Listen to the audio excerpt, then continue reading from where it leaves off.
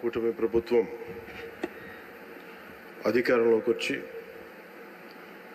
ఏడాది దాటుతున్నందున ఇక్కడికి ఈ కార్యక్రమానికి విచ్చేసిన గౌరవ ముఖ్యమంత్రి శ్రీ నారా చంద్రబాబు నాయుడు గారికి, గౌరవ మానవ వనరుల అభివృద్ధి, information technology, electronics and communication, real time governance శాఖ మాత్యులు శ్రీ నారా లోకేష్ గారికి,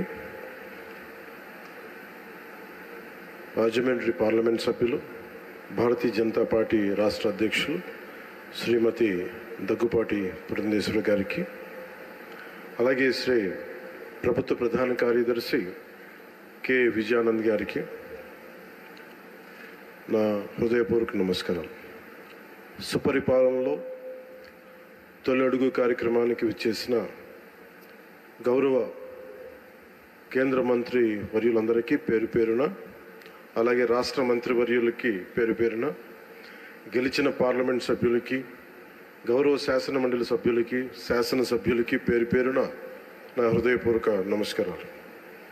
అఖిల భారత సర్వీస్, ఆల్ ఇండియా సర్వీసెస్ అధికారులందరికీ, నియోజకవర్గ ప్రత్యేక అధికారులకి అందరికీ నా హృదయపూర్వక నమస్కారాలు, ధన్యవాదాలు మీరు ఇక్కడికి విచ్చేసినందుకు. ఈ సంవత్సరం మేము పూర్తి చేసుకోవటం చాలా కష్టాల మధ్య వచ్చాం. మేము చాలా ఒత్తిడి మధ్య ఒక 5 సంవత్సరాలు, ప్రత్యేకించి నేను 2014 నుంచి రాష్ట్ర విభజన జరిగినప్పటి నుంచి ఆంధ్రప్రదేశ్ అభివృద్ధి బాగుండాలని ఆకాంక్షించే వ్యక్తిని. వచ్చే గొడవలకి విభజన జరిగితే ఎలా అయిపోయిందో మనం చూస్తూ వచ్చాం. అందుకని ప్రత్యేకంగా నేను ఆంధ్రప్రదేశ్ బాగు కోసం నేను ఎప్పుడూ నిస్వార్థంగా చేసుకుంటూ వచ్చాను. 2014 నుంచి 2019, 2019 నుంచి 2024కి ప్రభుత్వం మారిన వెంటనే ఒక కన్స్ట్రక్టివ్ అప్రోచ్ నుంచి ఒక డిస్ట్రక్టివ్ అడ్మినిస్ట్రేషన్, డిస్ట్రక్టివ్ గవర్నెన్స్ మొదలైంది. ఇది ప్రజాస్వామ్య హితాన్ని కోరుకునే ప్రతి ఒక్కరికి కూడా చాలా ఆందోళన కలిగించింది. ఈరోజు మేము గౌరవ ముఖ్యమంత్రి గారి నాయకత్వంలో సాధించినవన్నీ చెప్పబోయే ముందు అసలు ఈ పరిస్థితికి ఎలా వచ్చాం, మీకు కూడా ముఖ్యంగా అధికారులు ఉన్నారు, గౌరవ శాసనసభ్యులు ఉన్నారు, ఒకసారి మనం గుర్తుకు తెచ్చుకోవడం చాలా చాలా అవసరం. ఎందుకంటే మనం చాలా త్వరగా మర్చిపోతాం. మన మీద కూడా చాలా బాధ్యత ఉంది. అవన్నిటినీ ఒకసారి గుర్తు తెచ్చుకొని మళ్ళీ మనం వచ్చే సంవత్సరానికి ఇంకెంత బాగా చేయగలం అన్న దానికోసం మీకు తెలియజేస్తున్నాను. మమ్మల్ని అందరినీ ఎంత ఇబ్బంది పెట్టారంటే, ఒక సగటు మనిషి దగ్గర నుంచి దేశం మొత్తం ఆయన ఆలోచనల్ని ఆదర్శంగా తీసుకొని పాలసీ మేకింగ్ అయ్యే ఒక దశాబ్దాల అనుభవం ఉన్న, సుదీర్ఘమైన అనుభవం ఉన్న ఒక ముఖ్యమంత్రి గారి, ఒక తెలుగుదేశం పార్టీ నాయకుడు శ్రీ నారా చంద్రబాబు నాయుడు గారి స్థాయి దాకా గత ప్రభుత్వ పాలకులు ఎంత ఇబ్బంది పెట్టారంటే ఇంకంతా ఇంతగా ఎంత వికృతంగా తయారయ్యారంటే ఏదైనా మాట్లాడాలంటే భయం. అధికార వ్యవస్థ ఒక భయం గుప్పెట్లో చిక్కుకుపోయారు. నేను అడిగేవాడిని చాలామంది అధికారులు, ఎందుకు మీరేం మాట్లాడలేదని. నాకు అర్థమైంది ఏంటంటే, మేము వచ్చిన తర్వాత నిజంగా రాజకీయ వ్యవస్థ కానీ బాధ్యతతో లేకపోతే అధికార యంత్రాంగం కూడా ఏమీ చేయలేదు, నిస్సహాయంగా చూస్తూ ఉండడం తప్ప అనేది మేము ప్రత్యక్షంగా చూసాం, అనుభవంలోకి వచ్చింది. నన్నైతే ఏ స్థాయిగా గౌరవ ముఖ్యమంత్రి గారిని ఏ స్థాయి ఇబ్బందుల్లో పెట్టారో మీరు అందరూ తెలుసు, మీ అందరికీ. కానీ నన్నైతే నాకు అనిపించేది, వైజాగ్లో, విశాఖపట్నంలో 24లో 23 ఆఖర్లు ఎలాంటి ఇబ్బందులు పెట్టారు. మీరు రోడ్ల మీదకి రావడానికి కూడా ఇబ్బంది పడేవారు. వస్తే అరెస్టులు. ఈ స్థాయి, వీటి మధ్యలో అసలు భవిష్యత్తు కనిపిస్తుందా అని అనిపించేది నాకు. అసలు ఆంధ్రప్రదేశ్కి వెలుగు అనేది వస్తుందా?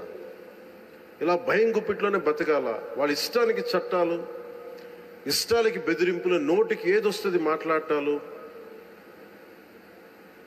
ఇవన్నీ చూసిన తర్వాత ముఖ్యంగా ఇక్కడ చాలామంది ఉన్నతాధికారులు అందరూ ఉన్నారు, నియోజకవర్గ అధికారులు ఉన్నారు, శాసనసభ్యులు మీరందరూ ఉన్నారు. కాబట్టి అది జరగకుండా కనుక, కూటమి ప్రభుత్వం రాకుండా కనుక ఉండుంటే ఎలా ఉండేది ఆంధ్రప్రదేశ్ని ఒకసారి మనందరం కూడా ఒకసారి ఆలోచించాలి వన్స్న.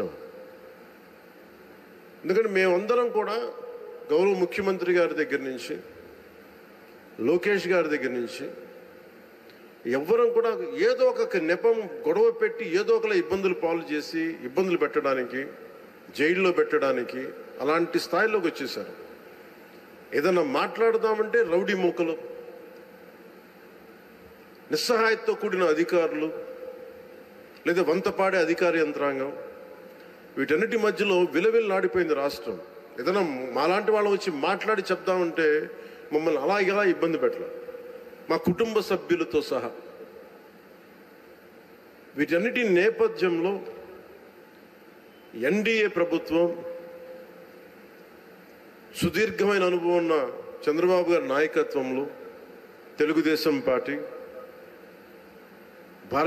భారతీయ జనతా పార్టీ, జనసేన ఇవన్నీ కలిసి కూటమి ప్రభుత్వాన్ని ఏర్పాటు చేయడానికి, నిలబెట్టడానికి ముఖ్య ఉద్దేశం ఒక సుపరిపాలన అందించాలి, అడ్మినిస్ట్రేషన్ విత్ అన్ అకౌంటబిలిటీ, ఒక రెస్పాన్సిబిలిటీ తోటి ముందుకెళ్ళాలి అన్న ఉద్దేశంతో మేమందరం ముందుకు వచ్చాం. ప్రజలు దాన్ని గుర్తించారు, ఆదరించారు. ఈ ప్రభుత్వానికి, ఈ కూటమి ప్రభుత్వానికి అండగా నిలబడ్డారు. ఆంధ్రప్రదేశ్ ఇప్పుడు స్వర్ణాంధ్రప్రదేశ్ దిశగా అడుగులు వేస్తుంది. ఈ మార్పు తీసుకురావడానికి ఒక యుద్ధమే చేయాల్సి వచ్చింది. ఆ పోరాటానికి ఫలితం వచ్చి ఏడాది పూర్తయింది. చీకటి నుంచి వెలుగులోకి ఇప్పుడిప్పుడే వస్తున్నాం. ముందుగా రాష్ట్ర ప్రజలకి తెలుగుదేశం, భారతీయ జనతా పార్టీ, జనసేన కూటమికి అద్భుత విజయాన్ని అందించిన రాష్ట్ర ప్రజలకి ఈ సుపరిపాలనకి ఏడాది వచ్చిన సందర్భంగా మేము మీకు ప్రత్యేకంగా కృతజ్ఞతలు తెలియజేస్తున్నాం. రాష్ట్ర ప్రజల రుణం తీర్చుకునేందుకు గౌరవ ప్రధాని శ్రీ నరేంద్ర మోదీ గారి మార్గనిర్దేశకత్వంలో, పాలనలో అపార అనుభవం కలిగిన గౌరవ ముఖ్యమంత్రి శ్రీ చంద్రబాబు నాయుడు గారి నాయకత్వంలో కూటమి ప్రభుత్వం నిరంతరాయంగా కృషి చేస్తున్నాం. ఒకవైపు కుదేలైన ఆర్థిక వ్యవస్థ, అస్తవ్యస్త విధానాలతో ఉన్న ఈ నడిపిన ప్రభుత్వాన్ని తిరిగి గాడిని పెట్టడానికి గౌరవ ముఖ్యమంత్రి గారి అపారమైన అనుభవం మా అందరికీ ఎంతో బలాన్ని ఇస్తోంది. అలాగే గౌరవ ప్రధానమంత్రి శ్రీ నరేంద్ర మోదీ గారి కేంద్రం నుంచి అందిస్తున్న సహాయ సహకారాలతోటి, ముఖ్యమంత్రి గారి పాలనా దక్షతతోటి, మంత్రివర్గ సహచరుల మద్దతుతోటి స్వర్ణాంధ్రప్రదేశ్ విజన్ 2047 వికసిత్ భారత్ లక్ష్యాల సాధన దిశగా ముందుకు వెళ్తూ ఉంది. ఈ మధ్యనే మనం 11వ అంతర్జాతీయ యోగా దినోత్సవం సందర్భంగా గౌరవ ముఖ్యమంత్రి శ్రీ నారా చంద్రబాబు నాయుడు గారి నేతృత్వంలో ఎన్డీఏ కూటమి ప్రభుత్వం విశాఖపట్నంలోని బీచ్ రోడ్లో 3 లక్షల పైచిలుకుతో మందితో నిర్వహించిన యోగాంధ్ర కార్యక్రమం ప్రపంచ రికార్డు సృష్టించింది. అలాగే రాష్ట్ర ప్రభుత్వ పథకాల్లో నేను చాలా సందర్భాలు అడిగేవాడిని ముఖ్యమంత్రి గారిని. ఎలక్షన్ సమయంలో మనం ఈ సూపర్ 6 ఇలాంటివన్నీ ఎలా చేయగలం ఏంటని మాట్లాడితే ఆయన ఎప్పుడు కూడా అనేది ఏంటంటే, డెవలప్మెంట్తో పాటు మనం వీటిని ఏవైతే ప్రజలకు అవసరం అయితే ఉన్నాయో అవి కూడా ఇవ్వాల్సిందే మనం అని చెప్పేసి, ముఖ్యంగా ఆయన 3,000 దాకా ఉన్న పెన్షన్ని ఆయన రాగానే 4,000కి పెంచగలిగారు. దివ్యాంగులకు ఇచ్చే పెన్షన్ 3,000 నుంచి 6,000. దివ్యాంగులు కొన్ని సంవత్సరాలుగా నా దృష్టిలో ఉంది, అందరూ ముఖ్యమంత్రి గారి దృష్టిలో ఉంది, మాకు పెంచండి అని అంటుంటే అది కుదరలేకపోయింది ఎవరికి, ఏ ప్రభుత్వానికి కూడా. కానీ ముఖ్యమంత్రి గారి నాయకత్వంలో ఆయన ఫినాన్షియల్ మేనేజ్మెంట్ అద్భుతం కాబట్టి 3,000 నుంచి 6,000కి పెంచారు. అలాగే ఈ సామాజిక పెన్షన్స్ చాలా అవసరం ఇవన్నీ చెప్పి వీటి కోసం 1939 కోట్లు గత ప్రభుత్వం వెచ్చిస్తే కూటమి ప్రభుత్వం 2717 కోట్లు ఖర్చు చేస్తూ 63 లక్షల మందికి ఇది చేయూతనిస్తాం.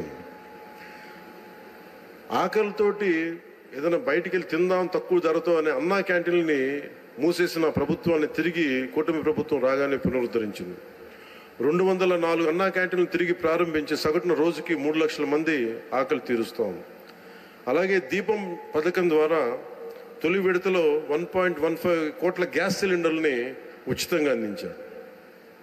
ఈ పథకం కోసం కూటమి ప్రభుత్వం 5 ఏళ్లలో 13,423 కోట్ల మొత్తాన్ని ఖర్చు చేయటం. అలాగే మత్స్యకారు సోదరులకి దాదాపు 1,22,965 మందికి 266 కోట్లు అందజేసిన 20,000 రూపాయల చొప్పున. అలాగే నారా లోకేష్ గారు ప్రత్యేకించి ఆయన తీసుకున్న ఈ ఎడ్యుకేషన్ ఈ శాఖల ద్వారా ప్రత్యేకించి నాకు వ్యక్తిగతంగా నచ్చింది అని చేసింది డొక్కా సీతమ్మ మధ్యాహ్న భోజన పథకం పెట్టడం. ఎంతసేపు ప్రభుత్వ పథకాలకి గత ప్రభుత్వంలో ఆయన పేర్లు పెట్టుకోవడం, వారి పేర్లు పెట్టుకోవడం కంటే కాకుండా ఎవరైతే సమాజానికి ప్రేరణగా ఉన్నారో అలాంటి వారి పేర్లు పెట్టడం మనస్ఫూర్తిగా సర్వేపల్లి రాధాకృష్ణన్ గారి మన స్కూల్ కిట్స్ అందించడం, ఇలాంటి చాలా రెవల్యూషన్ నిర్ణయాలు తీసుకున్న నారా లోకేష్ గారికి నా ప్రత్యేకంగా నా ధన్యవాదాలు తెలియజేస్తాను. ఇట్స్ క్వైట్ ఇన్స్పైరింగ్ అనిపించింది. అలాగే తల్లికి వందనానికి దాదాపు 67 లక్షల మందికి పైగా విద్యార్థులకు లబ్ధి చేకూరింది. ఈ మొత్తంలో 1,346 కోట్లు పాఠశాలల అభివృద్ధికి వెళ్తూ ఉంది. 10,000 చొప్పున 10,091 కోట్లు ఖర్చు చేస్తున్న ఈ పథకం 67 లక్షల మందికి పైగా లబ్ధి. గత ప్రభుత్వం జాబ్ క్యాలెండర్ పేరిట మీద యువతని సరిగ్గా వదిలేసింది. ఒక్క డిఎస్సి కూడా నిర్వహించిన పాపాన్ని పోలేదు. కూటమి ప్రభుత్వం వచ్చిన వెంటనే 16,347 ఉపాధ్యాయ నియామకాలకు మెగా డిఎస్సి నోటిఫికేషన్ విడుదల చేసింది. వైసీపీ హయాంలో ఉపాధి కోసం యువత పక్క రాష్ట్రాలకు వెళ్ళిపోయే పరిస్థితుల్లో కూటమి ప్రభుత్వం నారా చంద్రబాబు గారి నాయకత్వంలో 20 లక్షల ఉద్యోగాల కల్పన దిశగా చాలా బలమైన ప్రణాళికలు సిద్ధం చేస్తూ ఉంది. 6,100 పోలీసు ఉద్యోగాల నియామకాలకు చర్యలు తీసుకుంది. ముఖ్యంగా గత పాలనలో లక్షలాది భవన నిర్మాణ కార్మికులు ఉపాధి కోల్పోయారు. నిర్మాణ రంగం కుదేలైంది. అలాంటి వాళ్ళకి కూటమి ప్రభుత్వం రాగానే ముఖ్యమంత్రి గారు ఒకటి చెప్పి ఉచిత ఇసుక విధానాన్ని అమలు చేయాల్సిందని చెప్పి చేసినందుకు ప్రత్యేకంగా భవన నిర్మాణ కార్మికుల తరఫున ముఖ్యమంత్రి గారికి నా కృతజ్ఞతలు తెలియజేసుకున్నాను. ఏడాది కాలంలో బ్రాండ్ ఏపీని పునరుద్ధరించడం ద్వారా 9.4 లక్షల కోట్ల పెట్టుబడుల్ని ఆంధ్రప్రదేశ్ ఆకర్షించింది. తద్వారా 6 లక్షల ఉద్యోగాల కల్పనకు ఇది దారి వేస్తుంది. గత 5 ఏళ్లలో గజానికి గొంతగా మారిన రాష్ట్ర రహదారులకు పునర్జీవం నింపుతూ 20,000 కిలోమీటర్లు R&B రోడ్లకి మరమ్మతులు చేసింది. వైసీపీ గత పాలనలో ల్యాండ్ యాక్ట్ని రద్దు చేసే ఒక ల్యాండ్ యాక్ట్ని తీసుకొచ్చింది. దాన్ని రద్దు చేసి కూటమి ప్రభుత్వం రాగానే చంద్రబాబు గారి నాయకత్వంలో ఆ యాక్ట్ని రద్దు చేసి ప్రజల ఆస్తులకి రక్షణ కల్పించే విధంగా చర్యలు చేపట్టింది. గత ప్రభుత్వంలో BC, SC, ST, minority subplan నిధుల్ని సైతం ఇష్టారాజ్యంగా మళ్లించి వెనుకబడిన వర్గాల వారికి ద్రోహం చేసింది. కూటమి ప్రభుత్వం సప్లాన్ నిధులు దుర్వినియోగం కాకుండా చేపట్టి ఆయా వర్గాల స్వయం ఉపాధి పథకాలకి వెచ్చిస్తూ ఉంది. ప్రత్యేకించి నేను పంచాయతీరాజ్ శాఖని నేను నిర్వహిస్తున్నాను కాబట్టి దానికి సంబంధించి కొంచెం చెప్తాను మీకు. పంచాయతీరాజ్ గ్రామీణాభివృద్ధి శాఖ బాధ్యతలు స్వీకరించిన వెంటనే సర్పంచులు తలెత్తుకునేలా మొదటి అడుగు వేయడమైంది. జాతీయ పండుగలైన స్వాతంత్ర దినోత్సవం, గణతంత్ర వేడుకలకు నిర్వహణకిచ్చే నిధుల్ని మైనర్ పంచాయతీలకు 100 నుంచి 10,000కి, మేజర్ పంచాయతీలకు 250 నుంచి 25,000కి పెంచాం. గ్రామాన స్వాతంత్ర గణ దినోత్సవ వేడుకలను ఘనంగా నిర్వహించుకునే అవకాశం కల్పించి ఆత్మగౌరవాన్ని కాపాడాం. సర్పంచుల ఆత్మగౌరవాన్ని. గ్రామ స్వరాజ్య సాధన లక్ష్యంలో ఒకే రోజున 13,326 పంచాయతీల్లో గ్రామ సభలు నిర్వహించి ఒక సరికొత్త రికార్డు సాధించాం. ఇది పల్లె పండుగ ద్వారా గ్రామీణ రహదారులకి ఒక కొత్త కళ తీసుకొచ్చాం. రైతులకి అండగా మినీ గోకులాలు, నీటి కుంటలు చాలా తక్కువ కాలంలోనే తవ్వించాం. మహాత్మా గాంధీ జాతీయ గ్రామీణ ఉపాధి హామీ పథకం ద్వారా రాష్ట్ర వ్యాప్తంగా 46,94,000 కుటుంబాల్లో 75,23,000 మంది ఉపాధి శ్రామికులకి వారి సొంత గ్రామాల్లోనే ఉపాధి కల్పించాం. 2024-2025 ఆర్థిక సంవత్సరంలో 5,10,000 కుటుంబాలకి 100 రోజులకు పని కల్పించాం.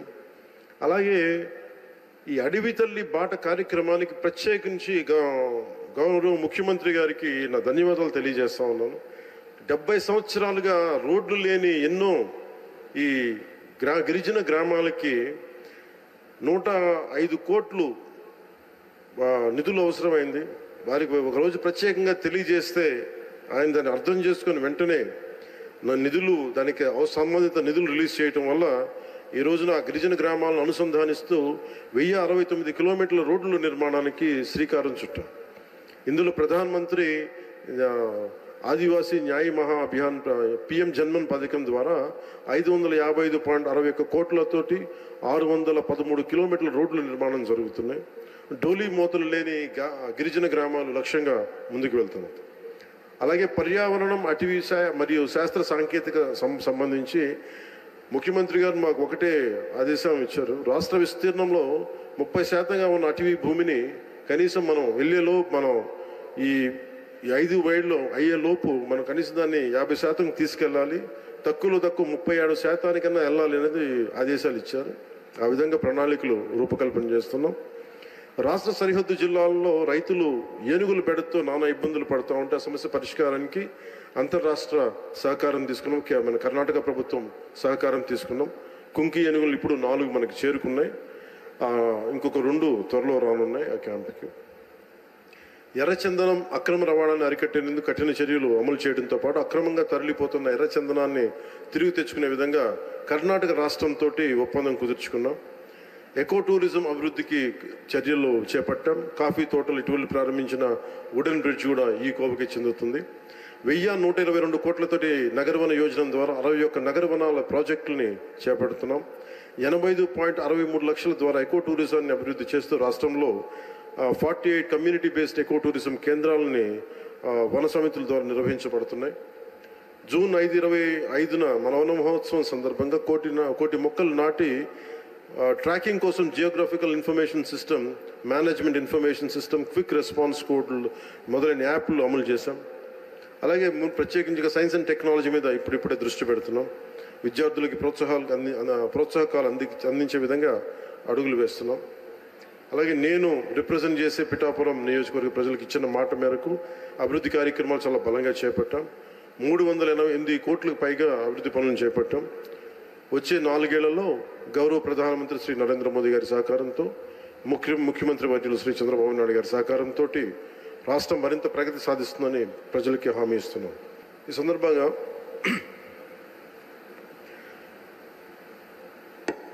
సరైన ఎంత రిలవెన్స్ నాకు తెలియదు, కానీ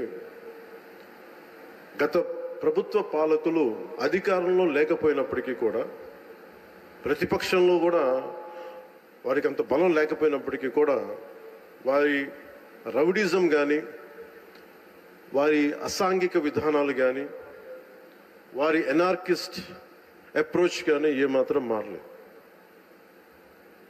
ఇది చాలా ప్రతి ఒక్కరికి కూడా చాలా లోపలగా తెరిచి చూడాల్సిన అంశం. ఇది వారికి ఎవ్వరికీ కూడా ప్రజాస్వామ్య విధానాల మీద ఏమాత్రం గౌరవం లేదు. పోలీస్ అధికారులు తప్పులు చేసే పోలీస్ అధికారులు వాళ్ళని అరెస్ట్ చేసి నిలువరిస్తే మటుకు మేము వెంటాడుతాం, will hunt you no matter where you are, మీరు ఎక్కడ విదేశాల్లో ఉన్నా వెంటాడుతామనే ఈ స్టేట్మెంట్స్ చాలా ఇబ్బంది కలిగిస్తూ ఉంటాయి. ఇది వారికి సందర్భంగా తెలియజేస్తూ ఉన్నాం. ఇది ఈ గవర్నమెంట్ నారా చంద్రబాబు నాయుడు గారి నాయకత్వంలో కూటమి ప్రభుత్వం ఇలాంటి అసాంఘిక చర్యల్ని ఏమాత్రం సహించం. ముఖ్యంగా ఆడపిల్లల భద్రత ఈ రాష్ట్రానికి చాలా కీలకమైంది. వీటికి ఆడపిల్లల భద్రతకు సంబంధించిన కానీ, అనార్కిస్ట్ అప్రోచ్ కానీ రాష్ట్రంలో ఉంటే ఏమాత్రం సహించే విధానం ఈ కూటమి ప్రభుత్వానికి లేదు అనేది మీ అందరికీ చాలా ప్రత్యేకంగా మేము తెలియజేస్తున్నాం. వారికి కూడా బెదిరించే వాళ్ళకి ఈ సందర్భంగా ఒకటే తెలియజేస్తున్నాం, గొంతుకులు కోస్తాం, కుత్తుకలు కోస్తాం, ఇలాంటి నినాదాలకి భయపడే వాళ్ళం ఎవరూ లేము ఇక్కడ. అలాంటివన్నీ చూసే మిమ్మల్ని మీలాంటి వాళ్ళు ఎదుర్కొని ఇక్కడ దాకా వచ్చాం. ఇలాంటి పిచ్చి బెదిరింపులు కానీ, పనికి మాలిన బెదిరింపులు కానీ దయచేసి చేయకండి. తాటాక చప్పులకి ఇక్కడ ఎవరు భయపడేవారు లేరు. ఇంకా సంస్కారం ఉంది కాబట్టి, మాట మీద గౌరవం ఉంది కాబట్టి ఇంకా చాలా పద్ధతిగా మాట్లాడుతున్నాం. ముఖ్యంగా అధికార యంత్రాంగం అందరికీ, right from constituency level to the state level, my appeal to all the officials, make sure you implement the good governance. ముఖ్యంగా లా అండ్ ఆర్డర్కి సంబంధించి మటుకు కరప్షన్ లేని విధానాలతోటి ముందుకెళ్లాలని మనస్ఫూర్తిగా కోరుకుంటా ఉన్నాం. అలాగే ఏ విధమైన ఇబ్బందులు కలిగించినా, చాలామందికి ఒక ఆలోచన ఉండొచ్చు, మళ్ళీ ఆ ప్రభుత్వం వస్తే ఏమవుతుంది, ఆ ప్రభుత్వం రావట్లేదు. ఇది ఎందుకు చెప్తున్నానంటే, ఇది I want to give you confidence, I want to empower you. ఎందుకంటే మేమందరం ఇంక సహించడానికి సిద్ధంగా లేవు ఇక్కడ. ఈ కూటమి ప్రభుత్వం తక్కువ మేము మాట్లాడుకుంది 15 నుంచి 20 ఏళ్ళు ఉండాలి. ఎందుకు అనుకున్నామంటే, ఆంధ్రప్రదేశ్ వికసిత్ ఆంధ్రప్రదేశ్గా ఉండాలి, వికసిత్ భారత్లో భాగంగా ఉండాలి. అంటే ఈ ఐక్యత చెడగొట్టే పరిస్థితుల్లో నేను లేను, ఎవరు కూడా లేవు. అలాగే ఇది గత ప్రభుత్వ పాలకులు కూడా ఇది గుర్తుపెట్టుకోవాలి. మీరు కనుక ఇలా అలాగే ప్రత్యేకించి రోడ్ల మీదకి వచ్చి బ్యానర్లు పట్టుకొని గొంతుకులు కూసేస్తాం, సినిమాలు చెప్పడానికి చాలా బాగుంటాయి ఇవి. నేను సినిమాల నుంచి వచ్చిన వాడిని, సినిమాలు చెప్పడానికి చాలా బాగుంటాయి. నిజ జీవితంలో నమ్మి మోసపోకండి. కాలు మక్కిలు ఎరకొట్టు కింద కూర్చోబెడతాం. జాగ్రత్త, పిచ్చి వేషాలు వేయకండి ఎవరు కూడా. ఇవి సరదాగా ఉండే విషయాలు కాదు ఇవి. శాంతి భద్రతలను ఏమాత్రం క్షీణిస్తే చిన్నపాటిది కూడా సహించం. మీకు బలంగా తెలియజేస్తాం ప్రజలందరికీ కూడా. పిచ్చి పిచ్చి మాటలు మాట్లాడకండి ఎవరు. సరదాగా లేం మేము ఇక్కడ. చాలా దెబ్బలు తిని వచ్చాం ఇక్కడ దాకా, చాలా దెబ్బలు తిని వచ్చాం. 5 స్టార్ హోటల్స్లో ఉన్నా కానీ రక్షణ లేని పరిస్థితిలో ఉండేది. రోడ్ల మీదకి లాక్కొచ్చి మహిళలను కూడా వీళ్ళు జైల్లో పెట్టిన వ్యక్తులు. అవన్నీ తట్టుకొని నిలబడ్డామంటే ఇంకా మేము సంస్కారంగా ఉండాలి. With the constitutional guide lines, with in the frame work of law ఉండాలి. కాబట్టి చాలా పద్ధతిగా మాట్లాడుతున్నాం. అనవసరంగా రెచ్చగొట్టకండి ఇవన్నీ ఇలాంటి మాట్లాడి. నేను తమిళనాడు సభలో కూడా చెప్పాను. అదేంటంటే సాధు మిరండాలు కాడుకోళ్ళదంటే, సజ్జనుడి కోపం వస్తే అడవి కూడా ఆపలేదనేది. అలాగే మాది మంచి ప్రభుత్వం. నారా చంద్రబాబు గారి నాయకత్వంలో ఉన్న కూటమి ప్రభుత్వం మంచి ప్రభుత్వం, మెతక ప్రభుత్వం కాదు. ఇది సమర్థవంతమైన ప్రభుత్వం, అభివృద్ధి చేసే ప్రభుత్వం, కానీ మెతక ప్రభుత్వం కాదు. ఇది పిచ్చి వేషాలు వేసే తొక్కి నారా తీస్తాం, గుర్తుపెట్టుకోండి. ఇది సంస్కారం ఇది సభకి కరెక్ట్ కాకపోయినా చెప్తున్నాను ఇది. ఎందుకంటే మేము చాలా దెబ్బలు తిని వచ్చాం కాబట్టి మళ్ళీ ప్రజల్లో భయాందోళన చేద్దామని పిచ్చి పిచ్చి వేషాలు వేస్తే ఏ మాత్రం ఉపేక్షించాం. అధికారులకు కూడా మేము అదే అప్పీల్ చేస్తున్నాం. మీరు దయచేసి any anti constitutional, any anti government, please kindly take care and make sure you implement the law. Make sure it should be within the legal framework. Thank you. Jai Hind, Jai Bharat.